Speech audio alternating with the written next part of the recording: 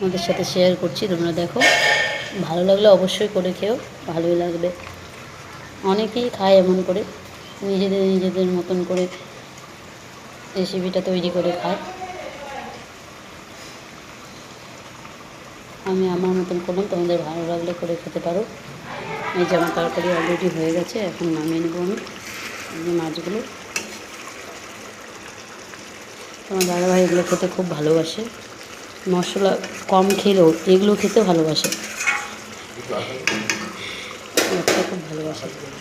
আমাদের দাদাভাই এই যে মাছের ডিম মাখিয়ে দিয়ে বলছে একটু চালের গুঁড়ো দিলে ভালো হয়, তাই চালের গুঁড়ো দিয়ে দিচ্ছি আমি। বললো আমাকে চালের গুঁড়োটা দিয়ে রেডি করতে, একটু এই যে চালের গুঁড়ো দিয়ে দিলাম। তোমরা দেখো, তোমাদের সঙ্গে শেয়ার করছি রেসিপিটা। এই যে মাছের ডিমের বড়া বসিয়ে দিয়েছি আমি, তোমার দাদাভাই মেখে দিয়ে চলে গেছে, ও খেতে বসে আছে।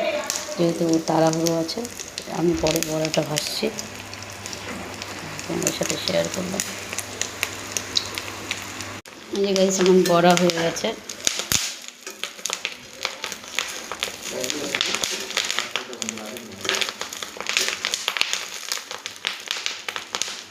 হয়ে গেছে আমার বড়া, এবার নামিয়ে নেব। এই যে গাইস আমার বড়া রেডি, নামিয়ে দিলাম। এটা তোমার দাদাভাই রিভিউটা দিতে পারলাম না, তোমরা দেখেই বলো কেমন হবে। এই যে আমার হয়ে গেছে, নামিয়ে দিলাম। Bye guys.